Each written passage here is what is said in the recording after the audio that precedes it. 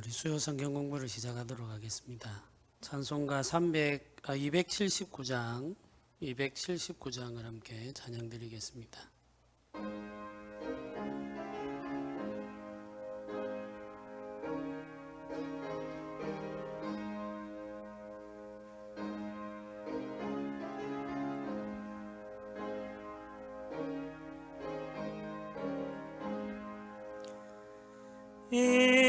인내하신 구세주여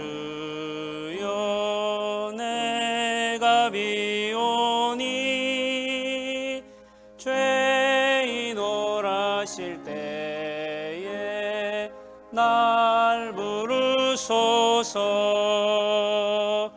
주여 주여 내가 비오니 죄인 오라실 때에 날 부르소서. 자비하신 보좌 앞에 엎드려 자복하고 회개하니 믿음 주소서. 주여 주여 내가 비오니 죄인 오라실 때에 날 부르소서. 주의 공로 의지하여 주께 가오니 상한 마음을 고치시고 구원하소서. 주여 주여 내가 비오니 죄인 오라실 때에 날 부르소서. 만복 근원 우리 주여 위로하소서. 우리 주와 같으시니 어디 있을까. 주여 주여 내가 비오니 죄인 오라실 때에 날 부르소서.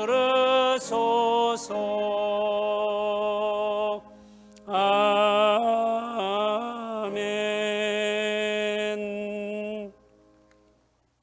함께 기도드리겠습니다. 은혜로우신 하나님 아버지 감사합니다. 주께서 우리를 부르실 때 우리가 나와 주 앞에 엎드려 기도하며 감사하며 예배하는 삶을 살게 하여 주시기를 원합니다. 주께서 우리에게 베풀어 주시는 은혜가 있어 우리가 지금도 살아갑니다. 주의 베풀어 주시는 은혜를 우리가 누릴 뿐만 아니라 그 은혜를 이웃들과 나누며 살아가는 복된 삶이 되도록 주여 은혜 더하여 주시옵소서. 성도들의 가정마다 복을 내려주시기를 원합니다. 하나님이 허락하시는 복이 가정마다 넘쳐 흘러 이웃들을 복되게 하여 주시기를 소원합니다. 아버지 하나님, 주의 교회 성도들의 건강을 지켜 주시옵소서. 연약한 몸을 붙들어 주시기를 원하며 우리 어르신들의 몸을 지켜 주시기를 원합니다. 주 하나님 아버지께서 도우시고 만지시며 회복하여 주시옵소서. 우리가 예배하기를 원하며 우리가 주 앞에 나오기를 원하지만 우리 몸의 연약함 때문에 하지 못할 때가 많습니다. 주여 불쌍히 여겨주시고 크신 능력의 손으로 만지셔서 강건함을 허락하여 주시기를 원합니다. 아버지 하나님, 성도들의 심령들마다 소원하는 마음을 주시고 간절함을 허락하여 주셔서 주의 교회와 성도들을 위하여 기도하게 하여 주옵소서. 기도의 자리가 깊어지게 하시며 기도의 자리가 복되게 하시며 우리가 기도하는 이 시간이 하나님께 내려주시는 복을 누리는 시간이 되게 하여 주시기를 원합니다. 말씀과 성령을 넘치도록 부어주셔서 성도들의 삶을 인도하여 주시옵소서. 아버지 하나님의 다스림을 받기를 원하며 주의 말씀과 성령의 인도를 따르기를 원하오니 주여 우리의 마음을 새롭게 하시고 우리 마음에 말씀하여 주시옵소서. 감사드립니다. 예수님의 이름으로 기도드립니다. 아멘.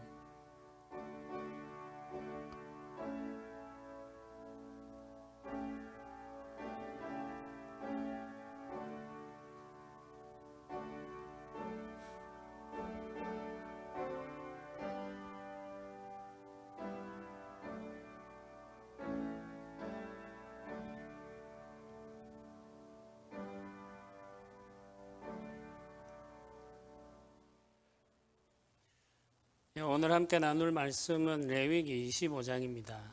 우리 1절부터 22절까지 말씀을 교도하도록 하겠습니다. 25장 1절부터 22절까지 말씀을 우리 한 절씩 교도하도록 하겠습니다. 제가 먼저 한 절을 읽겠습니다. 여호와께서 시내산에서 모세에게 말씀하여 이르시되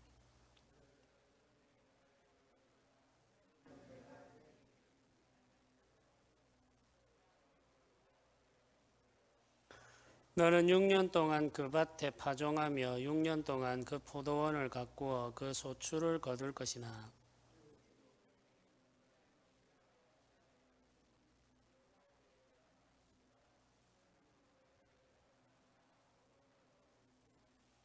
내가 거둔 후에 자라난 것을 거두지 말고 가꾸지 아니한 포도나무가 맺은 열매를 거두지 말라. 이는 땅의 안식년임이니라.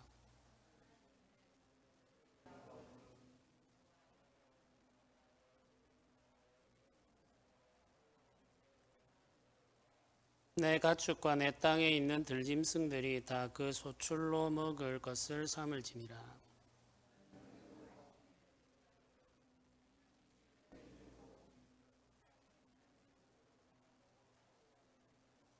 일곱째 달 열흘날에 속죄일이니 너는 뿔납할 소리를 내되 전국에서 뿔납할을 크게 불지며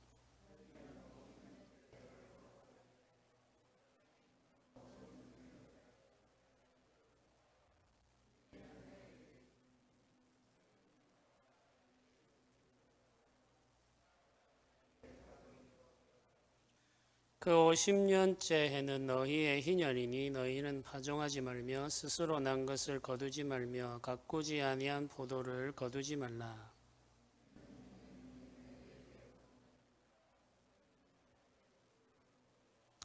이 희년에는 너희가 각기 자기의 소유지로 돌아갈지라.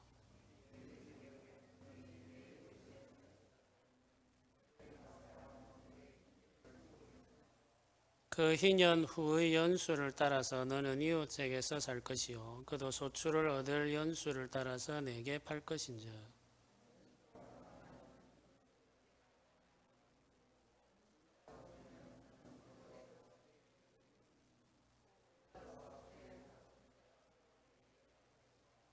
너희 각 사람은 자기 이웃을 속이지 말고 내 하나님을 경외하라. 나는 너희의 하나님 여호와이니라.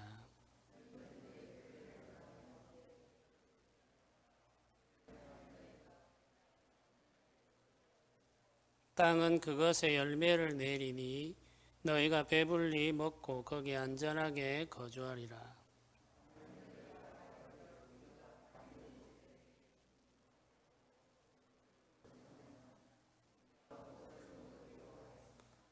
내가 명령하여 여섯째 해에 내 복을 너희에게 주어 그 소출이 3년 동안 쓰기에 부족하게 하리라.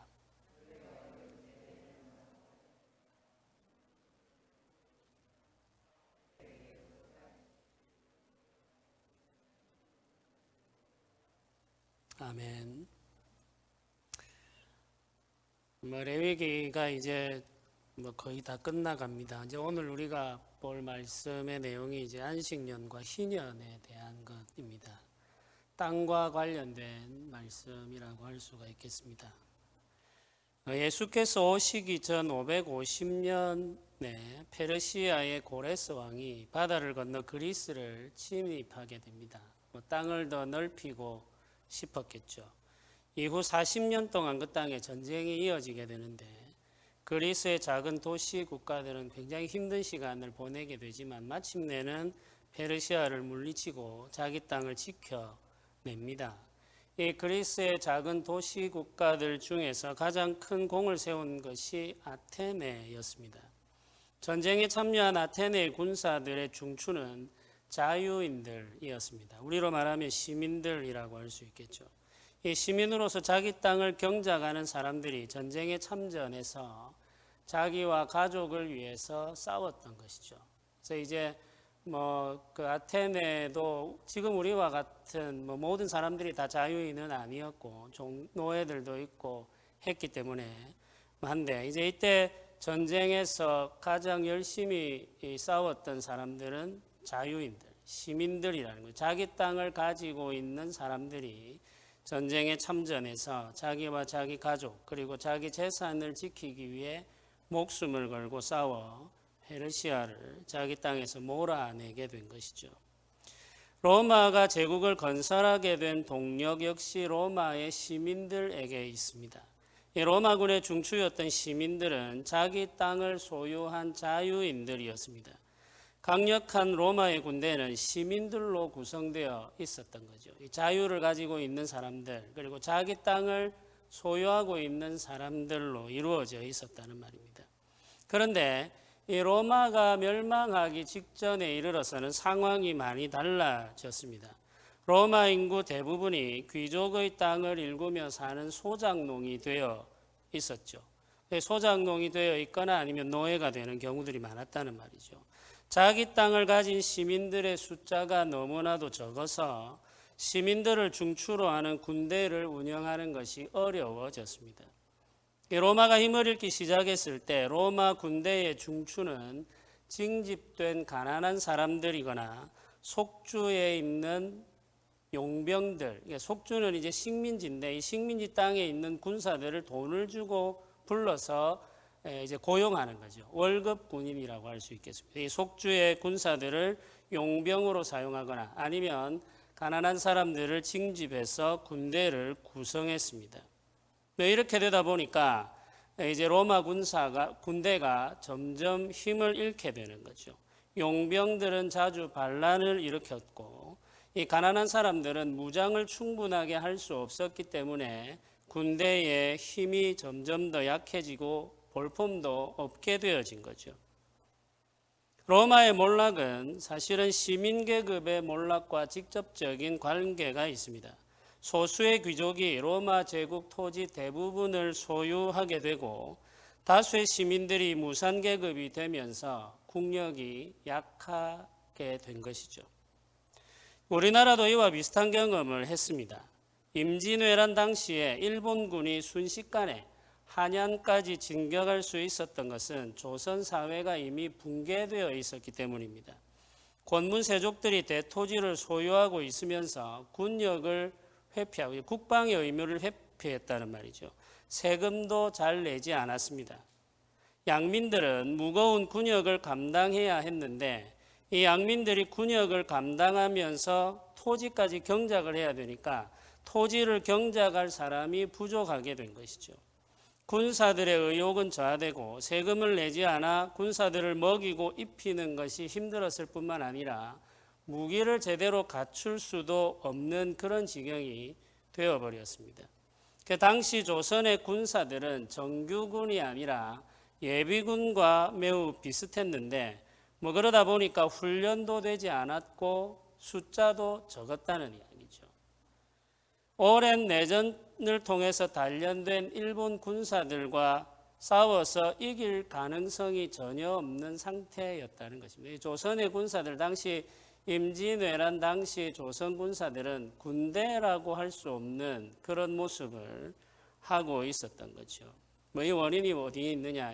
대토지를 소유하는 사람들이 등장하게 되었고 자기 땅을 일구면서 살아가면서 세금도 내고 군역도 감당하는 이런 사람들의 숫자가 적어지면서 국력이 약해진 것이 원인이라는 거죠.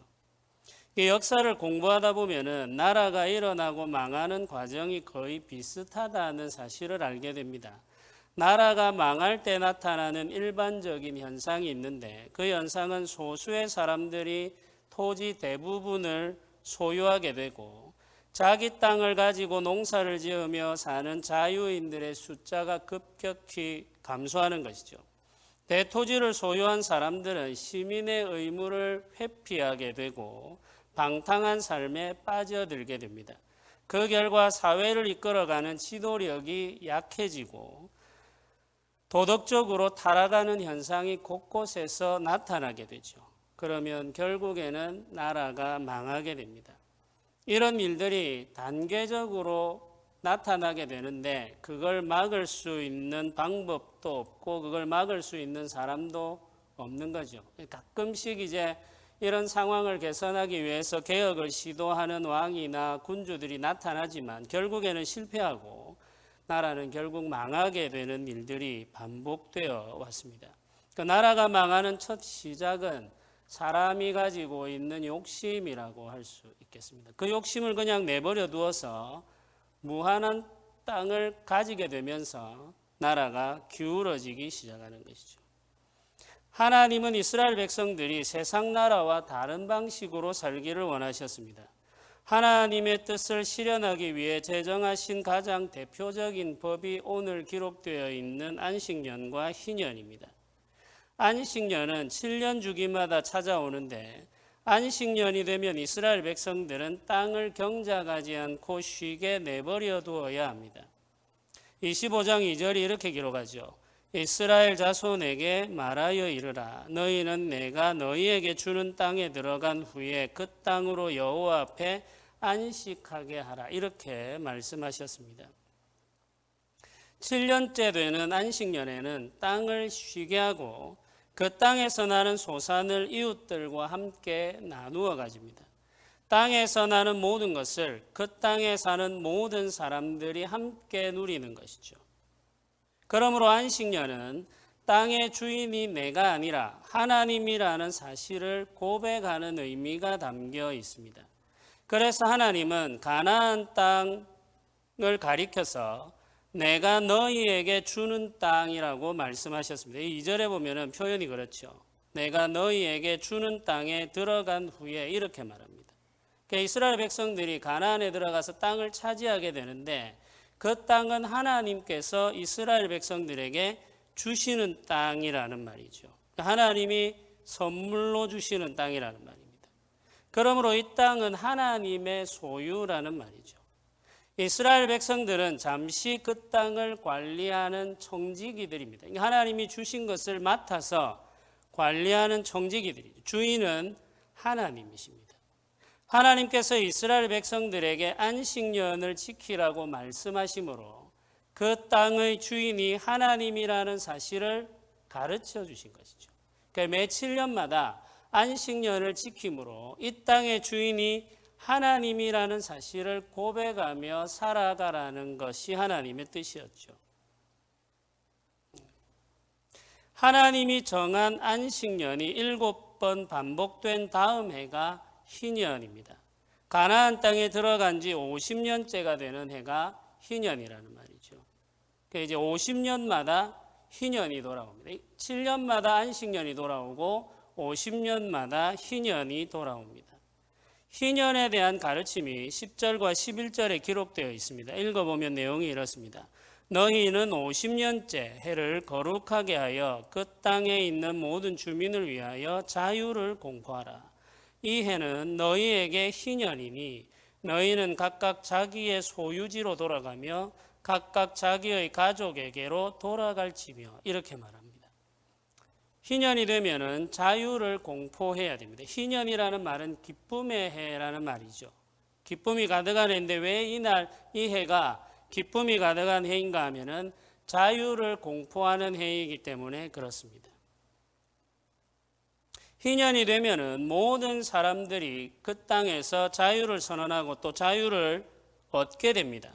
그래서 희년이 되면 사람들은 자기 소유지로 돌아가 자기 가족들과 함께 살게 되는 것이죠. 자기 소유지로 돌아간다는 말은 잃어버린 땅을 다시 되찾는다는 말입니다. 하나님께서 이스라엘 백성들에게 가나안 땅에 들어갈 때 분배하여 준 그 땅을 다시 차지하게 된다는 이야기죠. 그리고 가족들과 함께 살게 된다는 말은 땅을 잃어버리고 종이 되거나 노예가 된 사람들이 자유하여서 다시 자기 땅으로 돌아가 가족들과 함께 살게 된다는 이야기죠. 잃어버린 땅을 되찾게 되는 것이고, 가족을 떠나서 어쩔 수 없이 종살이하던 사람들은 자유를 얻어 가족들과 함께 살아갈 수 있게 되는 것입니다. 그게 희년입니다. 하나님은 땅의 주인이십니다. 사람은 땅을 자신의 소유로 삼을 수 없습니다. 완전히 자기의 것으로 만들 수 없다는 이야기죠. 하나님께서 이스라엘 백성들에게 주신 법입니다.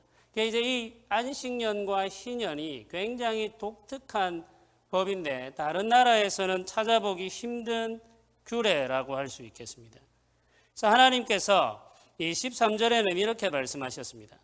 토지를 영구히 팔지 말 것은 토지는 다 내 것임이니라. 이렇게 말씀하십니다.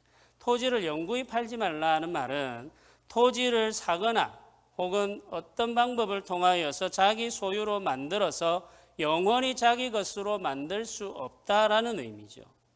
왜냐하면 이 토지가 하나님의 것이기 때문이라는 것입니다.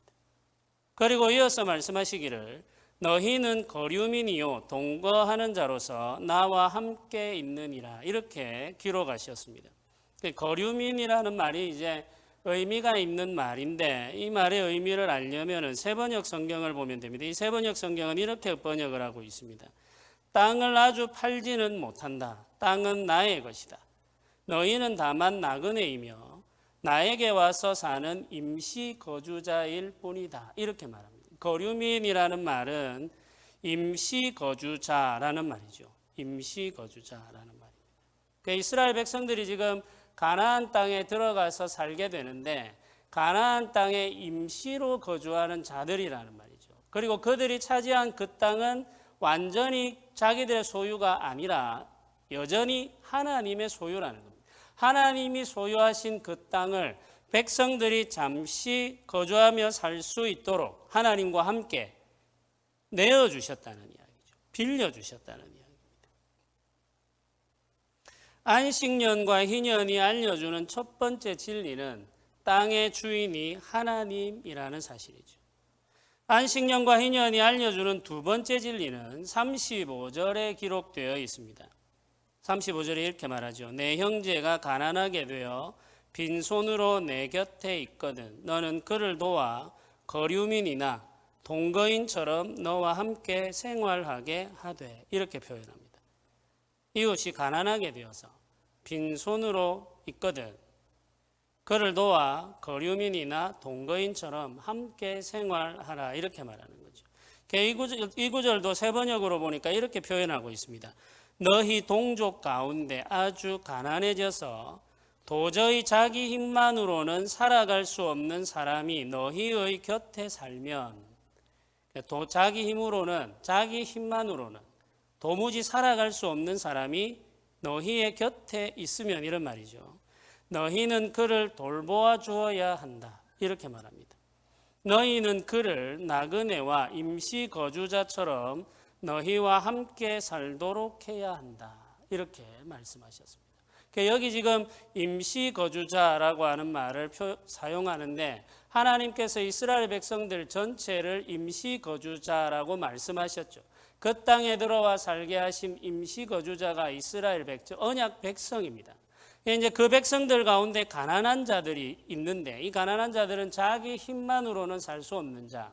다시 말하면은 땅을 잃어버린 자들이라는 말이죠. 가나안에 들어올 때 땅을 분배받았으나 이런저런 이유로 인하여서 땅을 잃어버린 자. 그래서 자기 힘만으로는 도무지 살 수 없는 자들이 있다는 말이죠. 그들을 볼 때에 어떻게 생각해야 하느냐? 임시 거주자처럼 생각해야 한다. 임시 거주자로 대해 주어야 한다. 이런 말입니다.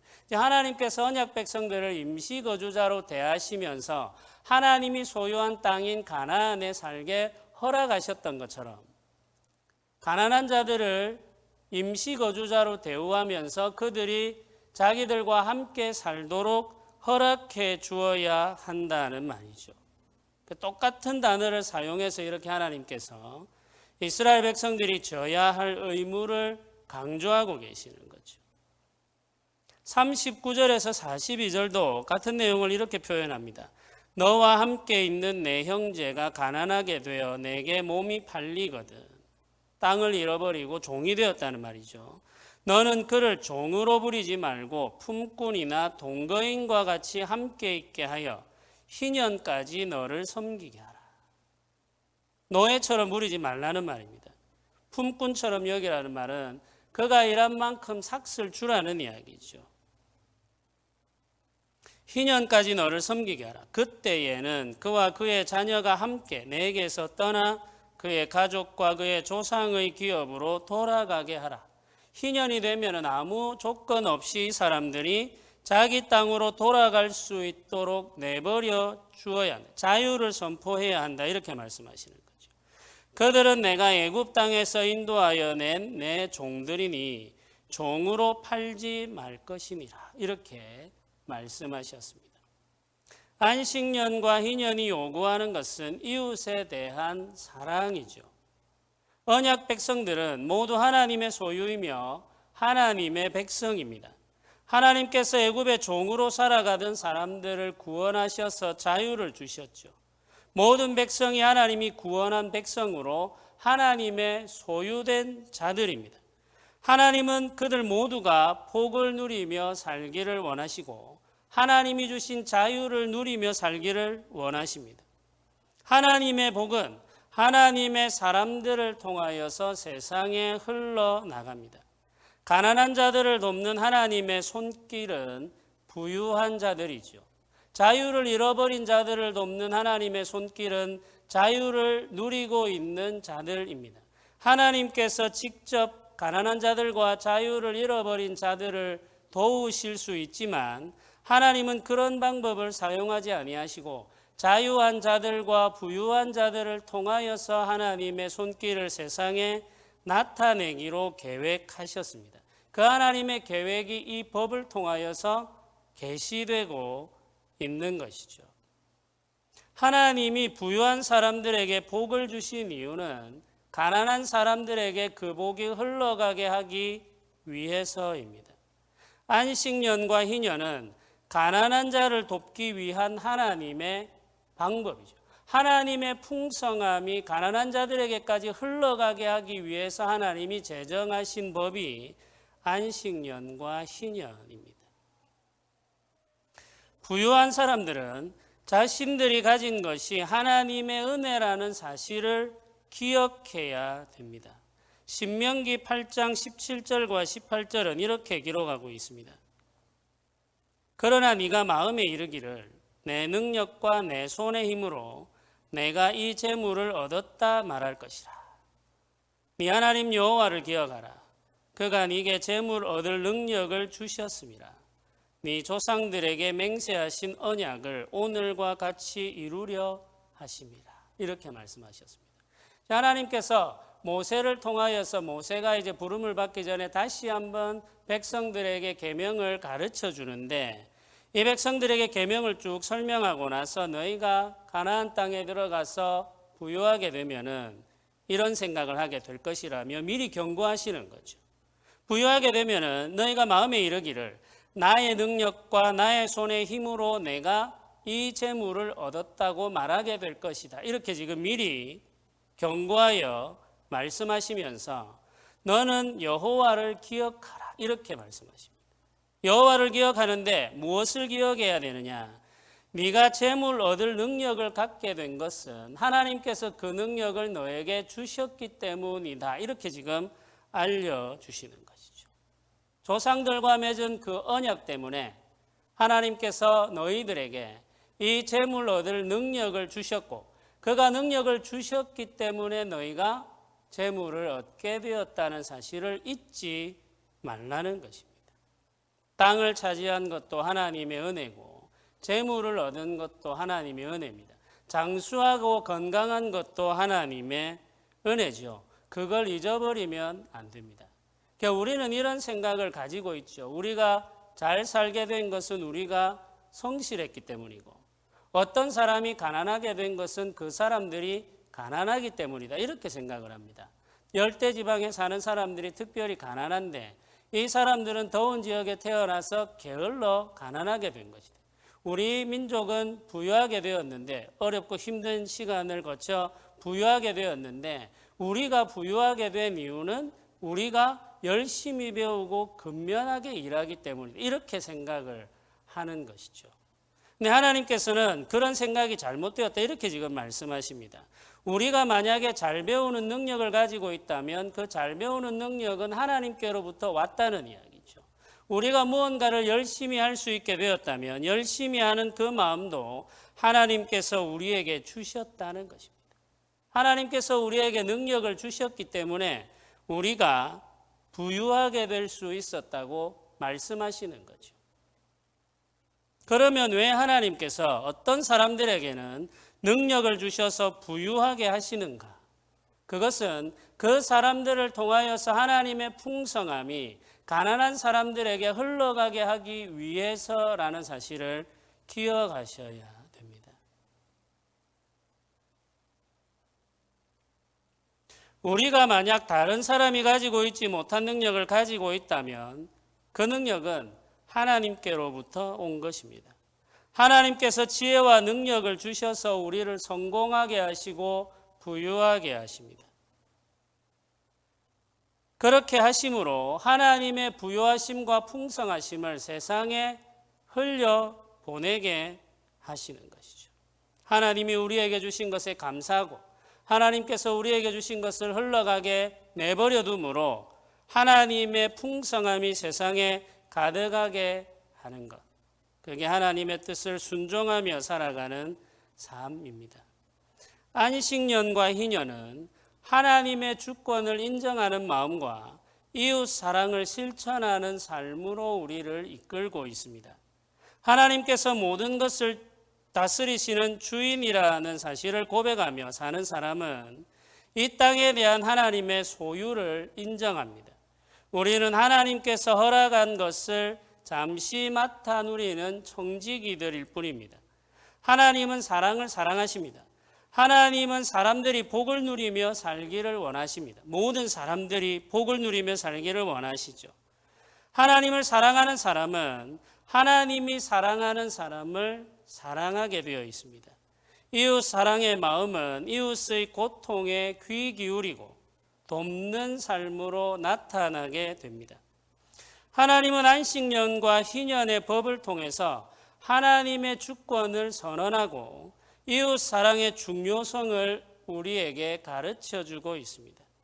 언약 백성들은 하나님을 왕으로 섬기면서 이웃을 사랑하며 살아야 됩니다. 왕이신 하나님을 예배하는 삶은 이웃을 사랑하는 삶으로 이어집니다. 이웃의 고통을 외면하는 사람들은 하나님을 예배하는 삶에 문제가 생길 수밖에 없습니다. 하나님을 예배하는 삶의 진정성은 이웃을 사랑하는 삶에서 발견된다고 하나님께서 말씀하시기 때문이죠. 이게 연결되어 있습니다. 하나님께서는 그것을 서로 연결해 놓으시면서 우리를 만나시는 거죠. 이 하나님과의 언약적 관계는 이웃과의 관계로 확장됩니다. 하나님의 은혜는 관계를 통해서 자연스럽게 흘러갑니다. 은혜를 받은 사람에게서 그 이웃에게로 흘러가는 것이 은혜의 법칙입니다. 하나님의 은혜는 독점할 수 없습니다. 하나님이 주신 복은 독점할 수 없습니다. 은혜를 독점하는 것은 하나님의 뜻이 아니죠. 은혜는 나눔으로 더 풍성해지고 은혜다워집니다. 우리 교회가 하나님의 은혜로 충만하게 되기를 소원하며 기도합시다. 은혜 받은 성도들이 이웃들을 사랑하며 살아가는 복된 삶을 살아갈 수 있게 되도록 기도합시다. 저는 우리 교회 성도들이 하나님의 복을 받기를 소원하며 기도하고 있습니다. 하늘 문을 열어서 풍성한 복을 내려주시기를 소원하며 기도합니다. 자, 하나님께서 우리 교회 성도들에게 하늘의 복을 내려주실 때에는 그 복이 성도들을 통하여 세상에 흘러가기를 원하시는 뜻이 담겨 있다는 사실도 우리는 기억해야 됩니다. 예배하는 공동체로서 은혜를 흘려보내는 공동체로 성장하게 되기를 소망하면서 우리가 날마다 기도해야 되겠습니다. 하나님께서 우리와 우리 자녀들에게 복을 내려주시고 또 우리에게 베풀어 주신 그 복이 우리 이웃들에게 복이 되는 그런 은혜의 역사가 풍성하게 되기를 소원하며 오늘도 함께 기도합시다. 우리 먼저 말씀을 생각하면서 한번 간절하게 기도 드리면 좋겠습니다. 하나님께서 우리 교회 모든 성도들에게 복을 내려주시기를 기도합시다. 풍성한 복이 임하게 되도록 기도합시다. 우리와 우리 자녀들이 또 우리가 예배하는 이곳에서 대를 이어가면서 점점 더 풍성해지는 복을 받게 해달라고 기도합시다. 하나님께서 주시는 복이 있습니다. 그 지혜를 우리에게 허락해달라고 기도합시다. 우리를 통하여서 하나님의 풍성함이 세상 가운데 나타나게 해달라고 기도합시다. 하나님 우리에게 복 내려주시고 그 복이 우리를 통하여 세상에 흘러가게 하여 주시옵소서. 우리를 하나님의 복을 세상에 증거하는 공동체로 사용하여 주시옵소서. 우리 소원을 가지고 같이 한번 간절하게 기도 드리도록 하겠습니다. 기도하겠습니다. 주여 아버지 도와주시옵소서. 성도들의 삶을 붙들어 주시옵소서. 성도들의 삶을 복되게 하여 주시옵소서. 성도들의 삶을 풍성하게 하여 주시옵소서. 아버지 은혜 내려 주시기를 원합니다. 아버지 복 내려 주시기를 원합니다. 하늘의 복을 허락하여 주옵소서. 하늘의 풍성함을 허락하여 주옵소서. 예배하는 백성들에게 하나님 아버지께서 복을 내려주시기를 원합니다. 예배하는 자들과 그 자녀들에게 하나님 아버지께서 은혜와 복을 내려주시기를 원합니다. 예배하는 백성들이 대를 이어가며 더 큰 복을 받게 하여 주시기를 원합니다. 아버지여 도우소서. 아버지여 역사하여 주시옵소서. 아버지여 은혜 내려 주옵소서. 아버지여 도와주시옵소서. 아버지여 도와주옵소서. 아버지여 일하여 주시옵소서. 주께서 주장하여 주시기를 원합니다. 주의 교회가 주의 성도들이 하늘로부터 임하는 복을 받아 누리며 하늘로부터 임하는 복을 세상에 나누는 복된 삶을 살게 하여 주옵소서. 아버지 우리에게 은혜 더하여 주시기를 원합니다. 아버지 주의 백성들에게 지혜를 허락하여 주시기를 원합니다. 아버지 하나님은 하늘로부터 임하는 지혜와 은사들을 허락하여 주시기를 원합니다. 아버지여 도우소서. 아버지여 역사하여 주시옵소서. 아버지여 일하여 주시옵소서. 아버지여 도와주옵소서. 주님 하나님 아버지 은혜를 베풀어 주시옵소서. 주님 하나님 아버지 은혜를 베풀어 주시옵소서. 아버지여 도우소서. 아버지여 일하여 주옵소서. 주님 하나님 아버지여 도와주옵소서. 주님 하나님 아버지 은혜로 인도하여 주시옵소서. 아버지 주장하여 주시옵소서. 주님 하나님 아버지 도와주옵소서. 아버지 도와주옵소서. 주여 아버지여 도와주옵소서. 주여 역사하여 주시옵소서. 우리 한 가지 더 기도합시다. 예배하는 사람들에게 겸손한 마음이 필요하다는 사실을 우리가 깨닫게 됩니다. 우리가 소유하게 된 것들이 우리의 성실함이나 우리의 노력의 결과가 아니라 하나님이 주신 은혜의 선물이라는 사실을 알고 가난한 자들이 게을러서가 아니라 악해서가 아니라는 사실도 우리가 기억해야 되겠습니다. 이 시간에 우리 하나님 앞에 기도합시다.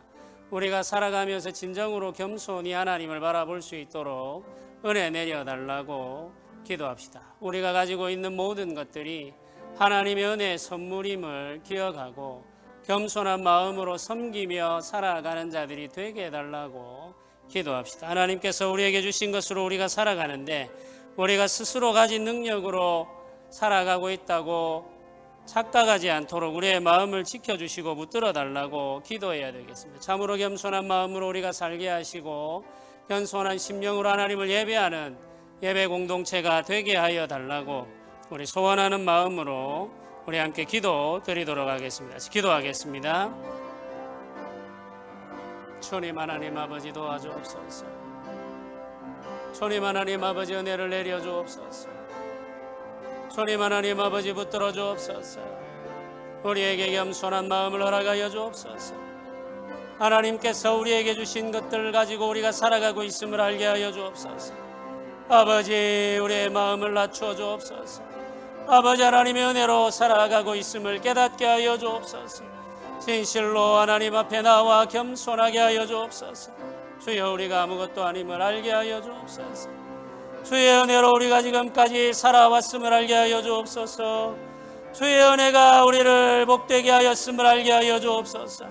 아버지 도우소서. 아버지 역사하여 주옵소서. 아버지 주장하여 주옵소서. 아버지 인도하여 주옵소서. 주여 아버지 우리의 우리됨이 나의 나됨이 하나님의 은혜임을 고백하며 더 주 앞에 엎드려 겸손함으로 예배하게 하여 주시기를 원합니다. 주의 뜻을 찾아 그 뜻에 순종하며 살게 하여 주옵소서. 아버지여 도우소서. 아버지여 역사하여 주옵소서. 아버지 은혜를 내려 주시옵소서. 주여 하나님 아버지 주여 하나님 아버지 은혜를 베풀어 주시옵소서. 아버지 은혜를 내려 주시옵소서. 아버지 도와주옵소서. 주님 하나님 아버지 역사하여 주시옵소서. 주여 하나님 아버지 역사하여 주시옵소서. 아버지 도와주옵소서. 아버지 역사하여 주옵소서. 아버지 역사하여 주시옵소서. 아버지 역사하여 주시옵소서.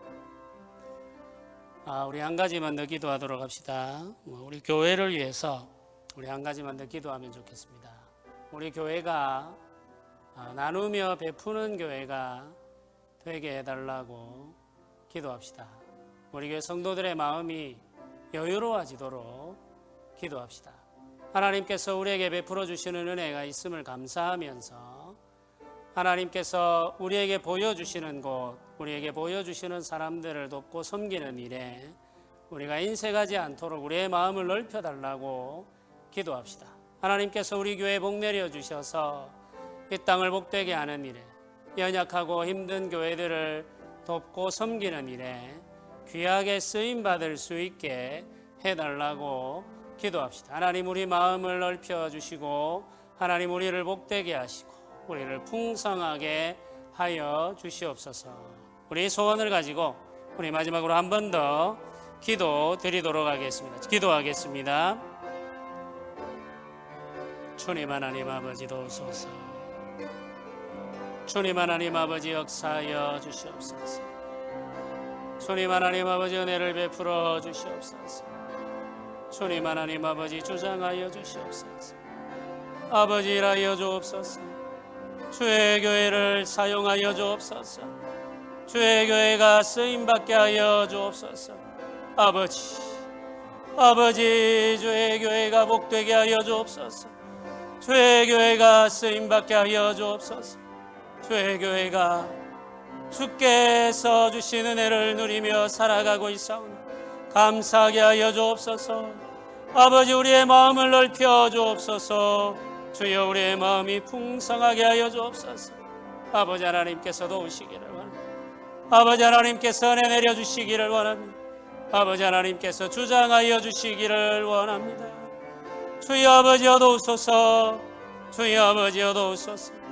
주여 아버지여 주장하여 주옵소서. 아버지 주님 하나님 아버지 주님 하나님 아버지 은혜 내려주시기를 원합니다. 은혜 내려주시기를 원합니다. 아버지여 도우소서. 아버지여 역사하여 주시옵소서. 아버지여 일하여 주시옵소서. 주님 하나님 아버지 일하여 주옵소서. 주님 하나님 아버지 일하여 주옵소서. 주여 아버지 도우소서. 주여 아버지여 도와주시옵소서. 주여 교회를 세워주시옵소서. 우리 317장을 함께 찬양드리겠습니다.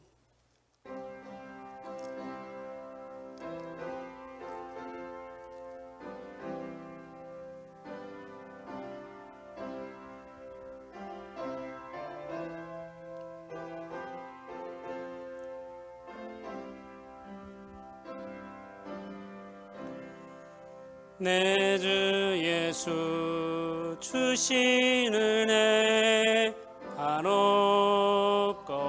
한없건만 내 주 앞에 이 적은 것 다 드리니 주 예수여 내 정성을 받으소서. 주 날 위해 보배로운 피 흘리사 그 귀하신 생명까지 다 주시니 내 천한 몸이 생명을 왜 아끼랴. 주 예수께 빚진 것이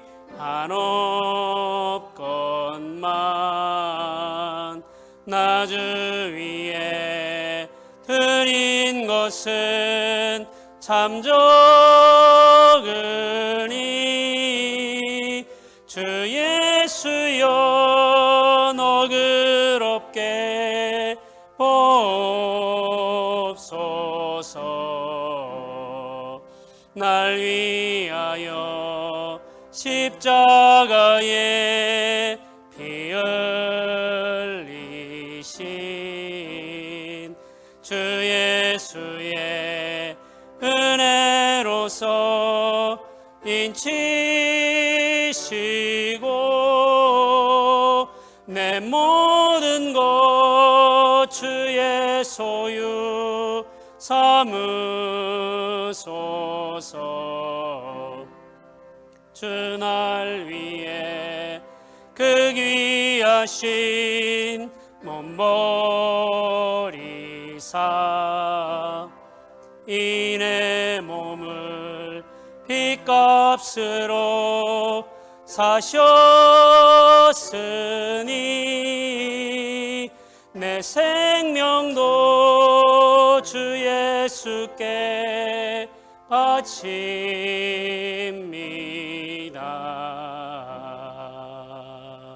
바칩니다. 아멘. 함께 기도드리겠습니다. 은혜로우신 하나님 아버지, 우리가 가지고 소유한 모든 것이 주의 은혜임을 고백합니다.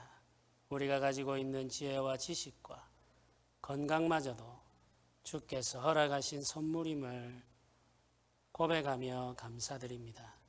오늘까지 이르러 주의 베풀어 주신 은혜를 누리며 복된 삶을 사는 것이 주의 크신 은혜이며 하나님께서 우리를 통하여 이 세상을 복되게 하려는 하나님의 뜻이 있음을 우리가 잊지 않게 하여 주시옵소서.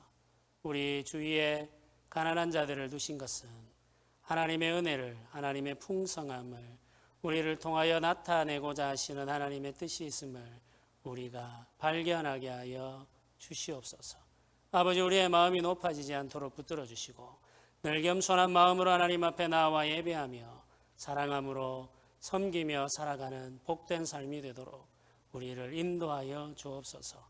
우리가 이곳에서 예배하며 대를 이어가며 주를 섬기기를 원합니다. 예배하는 성도들의 가정이 대를 이어가면서 더 복되게 하시며 더 풍성하게 하시며 더 잘되게 하여 주시옵소서. 그리하여 주의 교회를 통하여서 이 땅을 복되게 하시는 하나님의 크신 은혜가 더 크게 나타나게 하여 주시옵소서. 주의 교회를 통하여 연약한 교회들과 연약한 사람들이 하나님의 능력을 경험하게 되기를 소원합니다. 주여, 교회를 사용하여 주시옵소서. 주께서 하남교회를 이곳에서 시작하시고 오늘까지 이르게 하셨음을 감사합니다. 주 하나님 아버지께서 주님 오시는 날까지 주의 교회를 인도하실 때 더 풍성하게 하시며 더 복되게 하셔서 하나님의 영광과 부요함을 세상에 나타내게 하여 주시기를 소원합니다. 십자가 복음을 붙들고 예배하며 살아가는 백성들을 통하여서 하나님의 풍성함이 나타나게 하여 주시옵소서. 감사드립니다. 예수님의 이름으로 기도드립니다. 아멘. 지금은 우리 주 예수 그리스도의 은혜와 하나님의 크신 사랑과 성령의 교통하심이 주께서 베풀어 주시는 은혜와 복을 누리며 살 뿐만 아니라 주의 뜻 이루며 살아가기를 소원하는 주의 백성들의 머리 위에 지금부터 영원토록 함께 있을지어다. 아멘.